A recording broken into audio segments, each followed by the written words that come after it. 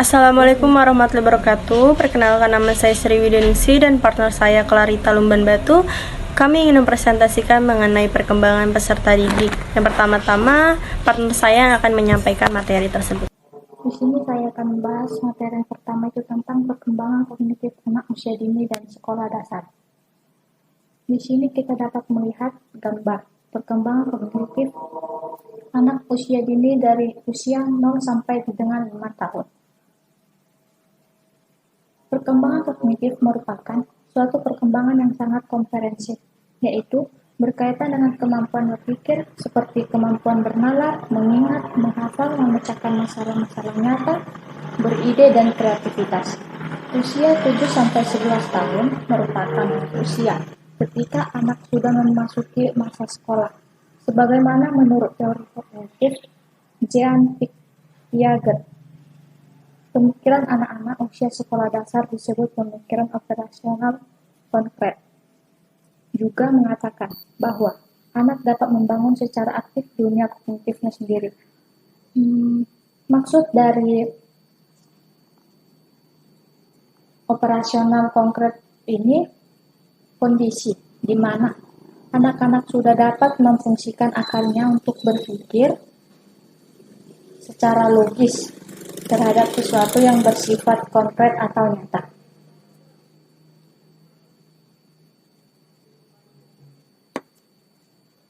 Faktor yang berpengaruh dalam perkembangan kognitif, yaitu yang pertama itu ada fisik. Nah, fisik ini merupakan interaksi antara individu dan dunia luar yang merupakan itu sumber pengetahuan baru, tetapi kontak dengan dunia fisik itu tidak cukup untuk mengembangkan pengetahuan kecuali jika inteligensi individu dapat memanfaatkan pengalaman tersebut. Yang kedua itu ada kematangan. Kematangan di sini itu sistem syaraf yang menjadi penting karena memungkinkan anak memperoleh manfaat secara maksimum dengan kecepatan yang berlainan dengan sifat kontak dengan lingkungan. Perkembangan kognitif anak usia dini meliputi yang pertama itu belajar dan pemecahan masalah. Di sini itu belajar dan pemecahan masalah itu mencangkup kemampuan memecahkan masalah sederhana dalam kehidupan sehari-hari dengan cara fleksibel dan diterima sosial serta menerapkan pengetahuan dan pengalaman dalam konteks yang baru. Yang kedua itu ada berpikir logis, mencangkup berbagai perbedaan, klasifikasi, pola, berinisiatif, berencana, dan mengenal sebab dan akibat. Yang ketiga itu ada berpikir simbolik. Berpikir simbolik ini mencangkup kemampuan mengenal, menyebutkan, dan menggunakan konsep bilangan, mengenal huruf, serta mampu merepresentasikan berbagai bentuk dan imajinasinya dalam bentuk gambar. Di sini tujuan mengembangkan aspek kognitif pada anak adalah mengembangkan kemampuan visual. Kemampuan visual berkaitan dengan penglihatan, pengamatan, perhatian, persepsi, dan tanggapan anak terhadap lingkungan sekitar. Kemampuan ini bisa dikembangkan melalui permainan yang bersifat mengelompokkan benda. Faktor yang mempengaruhi perkembangan kognitif. Yang pertama itu ada faktor keturunan. Faktor keturunan itu menentukan perkembangan si kecil atau si anak secara intelektual. Artinya, atau contohnya, seorang anak kemungkinan akan mempunyai kemampuan berpikir yang mirip dengan orang tuanya. Apakah itu kemampuan berpikirnya yang normal, di bawah normal, ataupun di atas normal. Yang ketiga itu ada faktor lingkungan. Ya, seperti yang kita ketahui, faktor lingkungan itu sangat berpengaruh juga untuk perkembangan kognitif seorang anak. Yang ketiga itu ada faktor keluarga. Nah, faktor keluarga ini bisa berpengaruh. Contohnya itu seperti seorang anak yang memiliki hubungan sehat dengan orang tua umumnya akan memiliki kognitif yang lebih baik daripada seorang anak yang tidak memiliki hubungan tersebut. Hubungan sehat di sini maksudnya adalah si kecil mendapat kasih sayang dan perhatian yang cukup dari kedua orang tuanya. Hal tersebut sebagai fasilitas kognitif anak. Yang ketiga itu yang keempat, ada faktor sekolah. Di sini, kita sebagai guru memainkan peran sebagai pengganti orang tua di sekolah. Nah, di tempat tersebut, gurulah yang berperan dalam mengembangkan kemampuan kognitif murid-muridnya. Guru dan sekolah yang baik akan menghasilkan murid-murid yang berkemampuan kognitif baik pula. Nah, melakukan berbagai pendekatan pembelajaran sangat bermanfaat bagi guru dalam mengembangkan kognitif anak. Guru dapat memberikan pembelajaran yang sesuai dengan kebutuhan anak. Yang pertama itu ada belajar tentang kemampuan baru. Nah, di sini kita sebagai guru harus mampu membimbing kemampuan baru yang dimiliki anak supaya dapat berkembang. Yang kedua itu ada menghasilkan banyak gagasan atau jawaban yang relevan dan arus pemikiran lancar. Yang ketiga itu ada kemampuan untuk beradaptasi secara berhasil. Yang keempat itu mampu memecahkan persoalan hidup yang dihadapinya, sehingga pada akhirnya ia akan menjadi individu yang mampu menolong dirinya sendiri.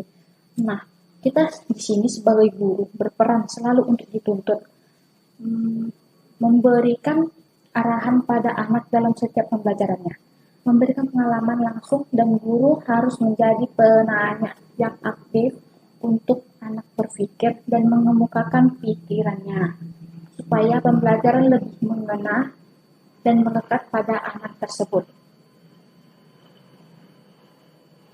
Di sini kita akan belajar tentang metode pengembangan kognitif terdiri dari yang pertama itu ada metode bermain. Nah, bermain di sini menjadi bagian penting dalam mengembangkan kemampuan kognitif anak. Melalui permainan, anak tidak hanya diajak untuk bersenang-senang, tetapi juga bisa sambil belajar dan menjadi metode pengembangan kognitif yang sering digunakan. Yang kedua itu ada metode bercerita. Nah, di sini saat mendengarkan atau bercerita, anak menggunakan kemampuan pikirnya untuk berimajinasi mengenai situasi serta alur dalam cerita, sesuai dengan yang sudah dibacakan atau didengarkan. Yang ketiga ada metode karya wisata. Sini pula anak diajak untuk mengamati dunia sesuai dengan kenyataan yang ada secara langsung melalui meliputi manusia, hewan, dan tumbuh-tumbuhan. Yang keempat itu ada metode eksperimen, yaitu metode tentang sesuatu. Dalam hal ini, setiap anak bekerja sendiri-sendiri. Tujuannya sebagai usaha perkenalan dan eksperimen sebagai usaha kejutan dimaksudkan agar anak dengan bereksperimen akan memperoleh pengalaman kerja langsung. Yang kelima itu ada metode tanya jawab. Nah, di sini metode tanya jawab itu merupakan salah satu strategi pembelajaran yang dapat memberikan pengalaman belajar bagi anak. Dengan metode tanya jawab dapat memberikan pertanyaan untuk mendapat respon lisan dari anak. Yang keenam itu ada metode demonstrasi.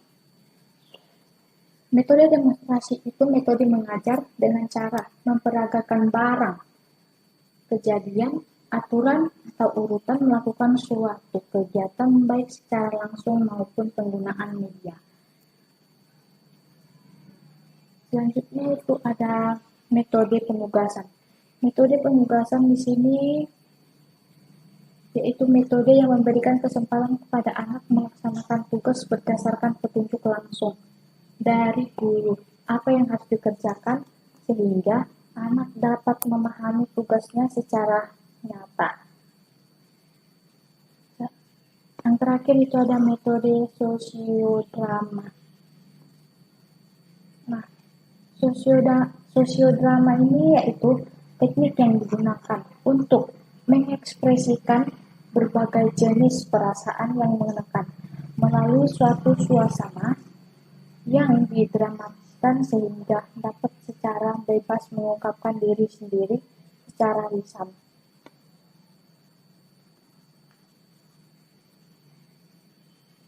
Yang kedua, itu adalah hukum dasar pertumbuhan dan perkembangan.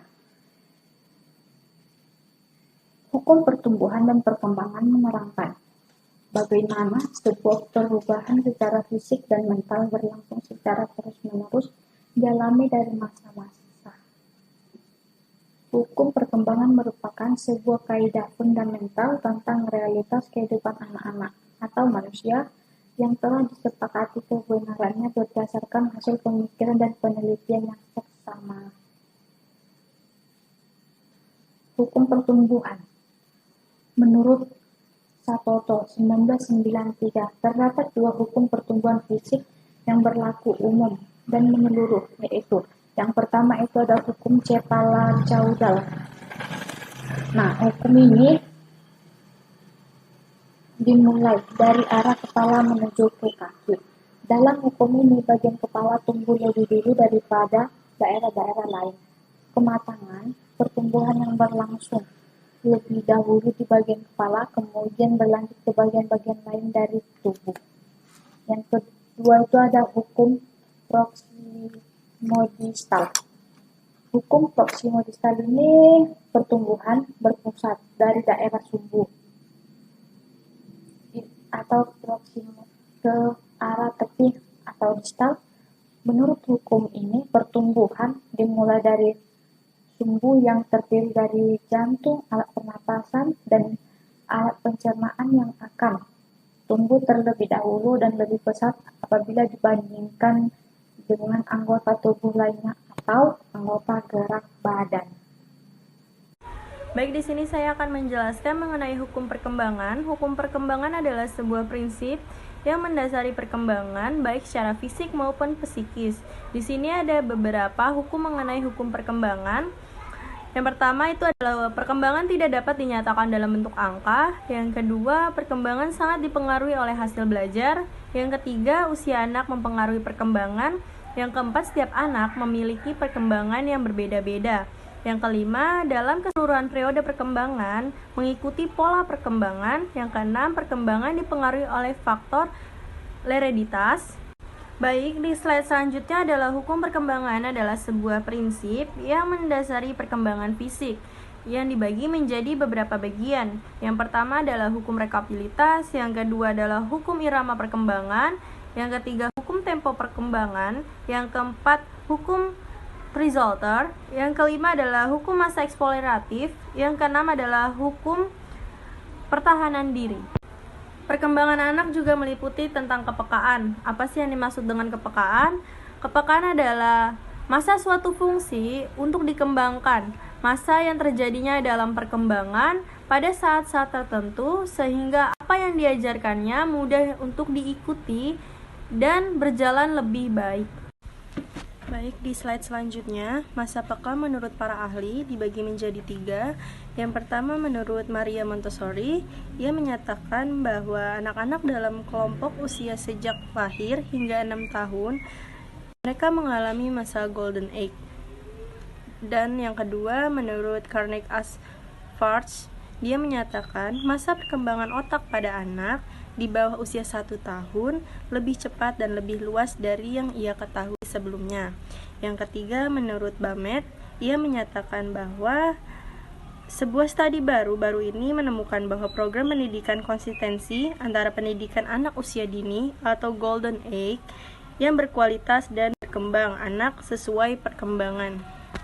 Di slide selanjutnya, itu tata masa peka anak dibagi menjadi beberapa aspek, yaitu masa gerakan dimulai dari 0 sampai 1 tahun, masa bahasa dari 0 sampai 6 tahun, masa keteraturan dimulai dari 2 sampai 4 tahun, masa musik 2 sampai 6 tahun, masa menulis 3 sampai 4 tahun, masa indera 2 sampai 6 tahun, masa keterampilan dan sopan santun 2 sampai 6 tahun, dan masa makanan dan toilet dimulai dari 18 bulan hingga 3 tahun, masa membaca 3-5 tahun, masa hubungan ruang 4-6 tahun, masa matematika 4-6 tahun. Baik, di slide selanjutnya ada perbedaan individu. Perbedaan individu adalah perbedaan kemampuan dan karakteristik, kognitif, kepribadian, keterampilan, fisik, dan lain sebagainya antara peserta didik pada jenjang usia tertentu dan setiap kelompok-kelompok tertentu.